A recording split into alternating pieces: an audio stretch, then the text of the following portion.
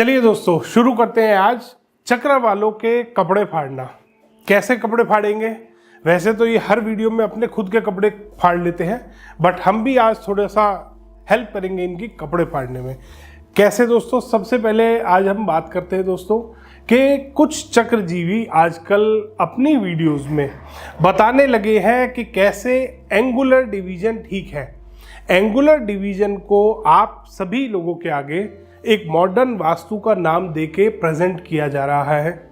क्या वो सही है? तो इसी विषय में आज हम चर्चा करेंगे। दूसरा विषय आता है कि जब वास्तुशास्त्र के ग्रंथ लिखे गए थे, जिस समय में वास्तु के सारे वेद लिखे गए थे, चारों वेद और वास्तु के जो वेदों से ग्रंथ बने हैं, ये जब लिखे गए थे, क्या उस टाइम में सही में कोई ऐसा तरीका था जिससे दिशाएं एक्यूरेट निकाली जा सकती हैं? अगर था तो वो क्या था? कैसे उस टाइम के लोग, उस टाइम के जो ऋषि मुनि थे, वो सही दिशाएं निकाल लिया करते थे?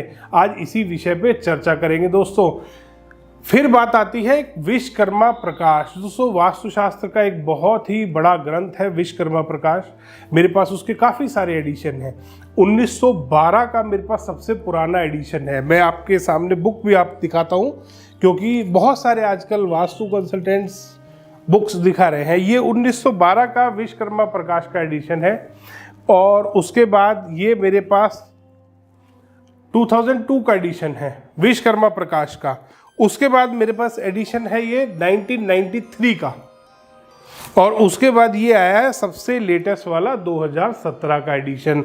अब इसमें क्या चीज़ देखने को मिलती है हमारे को? जो वास्तु वाले आजकल जो चक्रजीवी हैं स्पेशली बार बार बात करते हैं कि एंगुलर डिवीजन करना है, एंगुलर डिवीजन अच्छा है, एंगुलर डिवीजन पे काम करो। 16 दिशाएं जो विश्वकर्मा प्रकाश में दी गई हैं, वो किस तरीके से बताई गई हैं? कौन सी है वो 16 जोन? कौन सी है वो 16 जो पद बनाए गए हैं विश्वकर्मा प्रकाश में? दोस्तों, ये है वो 16 पद। अब इसको आप देख के बड़े आराम से, ये विश्वकर्मा प्रकाश के 1993 वाले एडिशन का पेज नंबर 26 का प्रिंट आउट है, जो मैंने यहाँ पे लगाया है। इसमें आप बड़े आराम से देख सकते हैं कि आराम से इसमें 16 दिशाएं मार्क करी हैं। सेंटर में आंगन मार्क किया है, ब्रह्मस्थान मार्क किया है। इसमें कहीं भी आपको एंगुलर डिवीजन देखने को नहीं मिलेगा, क्योंकि एंगुलर डिवीजन वास्तुशास्त्र में कभी भी नहीं किया जाता। जो आजकल एंगुलर डिवीजन आपको बताया जा रहा है, तो एंगुलर डिवीजन की बात करते हैं। इसमें अब हम देखते हैं, इसमें जो वो एंगुलर डिवीजन बना रहे हैं वो 5/13 का बन रहा है। किसी भी रेक्टेंगुलर प्लॉट में इस तरीके से एक साइड तो 5 ग्रिड बन रहे हैं, एक साइड यहाँ पर 13 ग्रिड आ रहे हैं, 13 पद बन रहे हैं। तो ये जो इनका बन रहा है 5/13 का बन रहा है ग्रिड, जो कि वास्तुशास्त्र में किसी भी ग्रंथ में, चाहे वो विश्वकर्मा प्रकाश ही हो, विश्वकर्मा प्रकाश का ही मैंने आपको दिखाया था, चाहे वो विश्वकर्मा प्रकाश ही हो, उसमें भी नहीं दिया। उसमें भी यही बताया गया है। विश्वकर्मा प्रकाश में भी इस तरीके से ही रेक्टेंगुलर पद बनाए गए हैं। अभी आपको वीडियो में दिखाऊंगा। ये स्क्वायर के पद बनते हैं 9x9।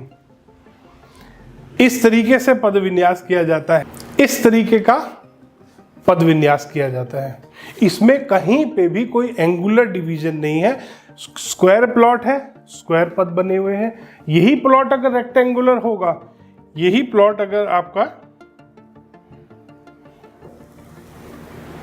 रेक्टेंगुलर हो जाएगा, ये पद इसी तरीके से रेक्टेंगल में आ जाएंगे। अगर ये प्लॉट इस तरीके से है,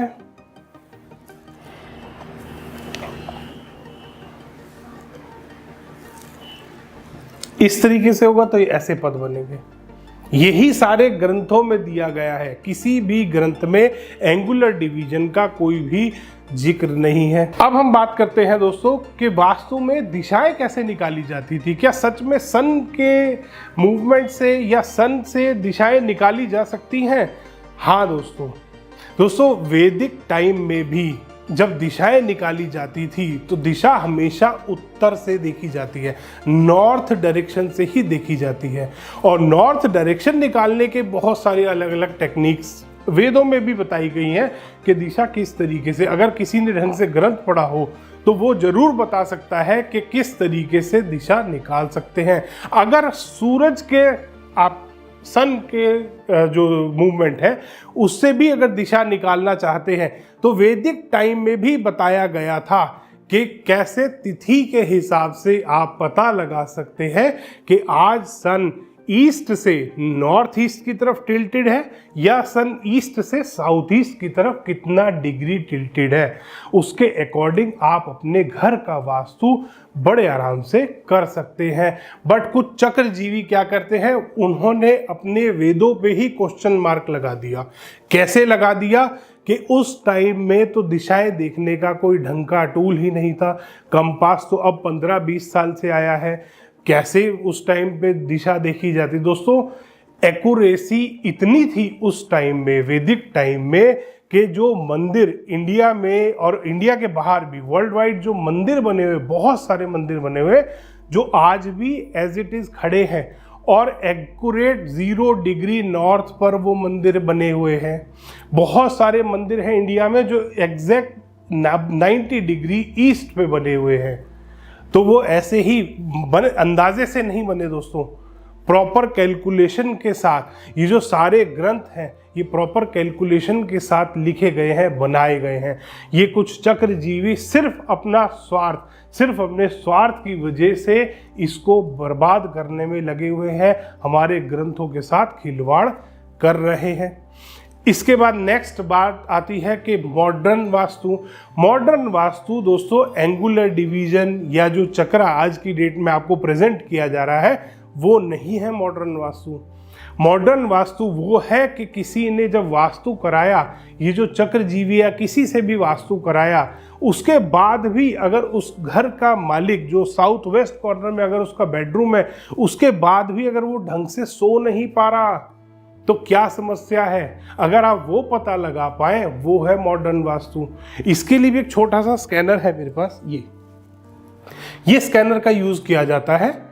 मॉडर्न वास्तु दिखा रहा हूं मैं आपको कि क्या है साइंस, कहां पहुंच चुका है वास्तु और पहले क्या था, ये भी मैं आपको बताऊंगा कि पहले कितना मॉडर्न टाइम था।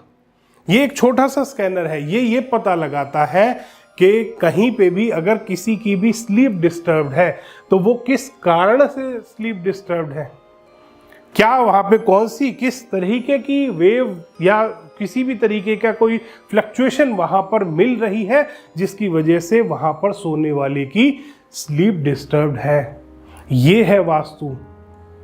ये और मॉडर्न की बात करते हैं, ये बात करते हैं कि वेदों के टाइम में एक्यूरेसी नहीं थी, वेदों के टाइम में टेक्नोलॉजी नहीं थी। दोस्तों महाभारत के टाइम में जब धृतराष्ट्र को संजय पूरा लाइव टेलीकास्ट सुना रहा था, महाभारत के टाइम आपको याद है ना कि वो धृतराष्ट्र जो राजा था ब्लाइंड था, वो संजय उसको लाइव टेलीकास्ट सुना रहा था, एक एक सोल्जर का बता रहा था कि कौन सा सोल्जर ने किसको मारा या कौन से सोल्जर को कैसे लगी, किसने किसको मारा, कैसे मारा, कितना टाइम युद्ध चला, कैसे चला। वो लाइव टेलीकास्ट देख रहा था घर पे बैठ के, वहाँ उस महल में बैठ के, जो वो राजा को पूरा कन्वे कर रहा था।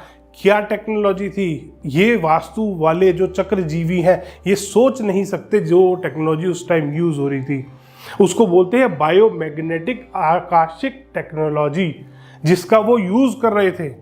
बाद में उसी टेक्नोलॉजी का यूज करके निकोला टेस्ला ने भी रिसर्च करी थी इस चीज पर, उसने भी इसी टेक्नोलॉजी पर रिसर्च करी थी। आप देख सकते हैं डॉक्यूमेंट्स यूएस गवर्नमेंट की वेबसाइट पर अपलोडेड है उसके, कि किस तरीके से निकोला टेस्ला ने रिसर्च करी थी, वो आप पता लगा सकते हैं। इतना एडवांस टाइम था जिसको ये चक्रजीवी सिर्फ अपने स्वार्थ के लिए कह रहे हैं कि वेद के अनुसार जो पूर्व दिशा है, उत्तर दिशा है, पहले अंदाजे पे काम किया जाता था। ऐसा नहीं है दोस्तों, और एंगुलर डिवीजन किसी भी वेद में नहीं दिया गया है। अब दोस्तों थोड़े दिन पहले जर्मनी में एक अवार्ड सेमिनार हुआ था, अवार्ड फंक्शन हुआ था, जहां पे ऑल ओवर वर्ल्ड से 700 कंसल्टेंट आए थे।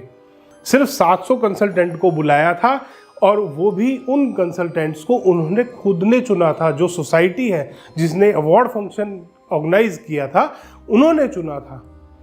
किस बेसिस पे चुना था? उन्होंने चुना था, जो अवार्ड मिलना था वो था most advance and scientific vastu consultant in the world. ये अवार्ड था दोस्तों, और वहाँ से मेरे को अवार्ड मिला है। वहाँ पे मोस्ट एडवांस और साइंटिफिक वास्तु कंसल्टेंट का अवार्ड मुझे मिला अभी 10 दिन पहले जर्मनी में। और एक चीज़ को देख के बड़ा दुख भी हुआ मेरे को कि इंडिया, जहाँ की ये साइंस है वास्तुशास्त्र, वहाँ से सिर्फ 2 कंसल्टेंट थे रिप्रेजेंटेटिव। यूएस के भी 9 कंसल्टेंट आए हुए थे वहाँ पर, बट इंडिया से सिर्फ 2 ही थे। क्या इंडिया में ही हैं 2 वास्तु कंसल्टेंट जो एडवांस और साइंटिफिक हैं? क्योंकि बाकी सब तो ये चक्रा बेच रहे हैं। तो दोस्तों, इसके बाद बात करते हैं लोग कि मैंने 1000 करोड़ का फैक्ट्री सेट करी, मैंने 100 करोड़ की फैक्ट्री सेट करी, मैंने 10 करोड़ रुपए फीस ली, मैंने 20 करोड़ रुपए फीस ली। तो दोस्तों, इस पे कभी भी क्लाइंट की प्राइवेसी होती है, कभी भी हम उनकी डिटेल शेयर नहीं करते। बट एक छोटा सा हिंट आज मैं जरूर देना चाहूँगा, मेरी क्लाइंट लिस्ट का थोड़ा सा पोर्टफोलियो के बारे में बताना चाहूँगा कि किस तरीके के क्लाइंट्स हैं मेरे पास। तो अमेरिका की टॉप 60 जो स्टॉक मार्केट में लिस्टेड कंपनीज है, उसमें से 12 कंपनी ऐसी हैं जो मेरे क्लाइंट हैं। ऑल ओवर वर्ल्ड में जो सबसे बड़े जो कपड़ा मैन्युफैक्चरर हैं, 22 जो सबसे बड़े कपड़ा मैन्युफैक्चरर हैं, उसमें से 7 मेरे क्लाइंट हैं दोस्तों। इस तरीके का पोर्टफोलियो मैं मेंटेन करता हूं। यूनाइटेड अरब एमिरेट्स यूएई में टॉप जो 20 बिल्डर्स हैं, उसमें से 3 बिल्डर ऐसे हैं जो मेरे क्लाइंट हैं। इस तरीके के क्लाइंट्स हैं मेरे। बट कभी भी मैं अपने क्लाइंट्स की कोई भी डिटेल शेयर करना पसंद नहीं करता, जो आजकल कुछ लोगों ने, कुछ चक्रजीवियों ने स्पेशली शुरू कर दिया है कि कहीं भी पहुंच जाओ क्लाइंट की साइट पे, वहां पे वीडियो बनाना शुरू कर दो।